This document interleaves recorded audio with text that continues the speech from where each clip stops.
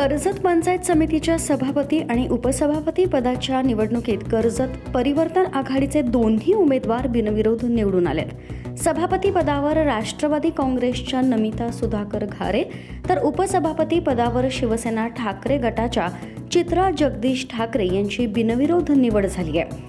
कर्जत पंचायत समितीच्या नागरिकांचा मागास प्रवर्ग राखीव असलेल्या या पदांची निवडणूक आज कर्जत पंचायत समिती कार्यालयात पार पडली। तालुक्याचे तहसीलदार डॉक्टर धनंजय जाधव यांनी पीठासीन अधिकारी म्हणून ही प्रक्रिया पार पाडली। निर्धारित वेळेत सभापती पदासाठी नमिता सुधाकर घारे यांचा अर्ज दाखल झाला होता, तर उपसभापती पदासाठी चित्रा जगदीश ठाकरे यांचा एकमेव अर्ज प्राप्त झाला होता। दुपारी 2 वाजता विशेष सभा सुरू झाल्यानंतर दोन्ही अर्जांची छाननी करण्यात आली। छाननीनंतर दोन्ही अर्ज वैध ठरवण्यात आले। यानंतर माघार घेण्यासाठी 10 मिनिटांची मुदत देण्यात आली, मात्र कोणत्याही उमेदवारानं अर्ज मागे न घेतल्यानं अखेर पीठासीन अधिकारी डॉक्टर धनंजय जाधव यांनी दोन्ही उमेदवारांची बिनविरोध निवड झाल्याची घोषणा केली। या निवडणूक प्रक्रियेत पंचायत समितीचे गटविकास अधिकारी सुशांत पाटील यांनी सहकार्य केलं।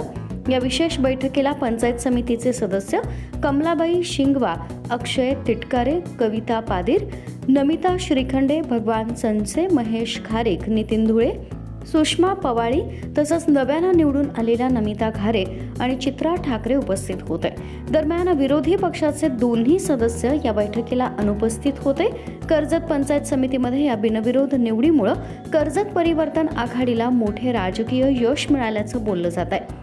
आपण जर का पाहिलं तर आजच्या या पंचायत समिती निवडणुकीमध्ये विशेष करून मला कर्जतकरांचे आभार मानायचे आहेत की 12 पैकी 11 जागा पंचायत समितीच्या 6-0 असं जिल्हा परिषदेमध्ये एक अभूतपूर्व असं यश कर्जतकरांनी या ठिकाणी हा परिवर्तन आघाडीच्या पाठीमागे जे टाकलं, अभूतपूर्व असं राजकीय यश पंचायत समिती जिल्हा परिषदेचा निर्माण झाल्यापासून या तालुक्यामध्ये निर्णायक पैसा मिळालेला आहे। त्याप्रती ऋण व्यक्त करण्यासाठीच आज या ठिकाणी नमिताताई सभापती झाल्या, चित्राताई उपसभापती झाल्या, त्यांना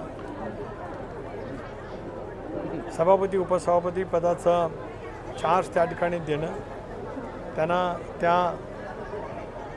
संविधानाने जी काही त्यांच्यासाठी आसन व्यवस्था केलेली आहे त्या आसनवरती त्या ठिकाणी काम करण्यासाठी शुभेच्छा द्याव्यात, याच हेतूने या ठिकाणी मी आलो। मल्हार पवार, महाराष्ट्र न्यूज 24।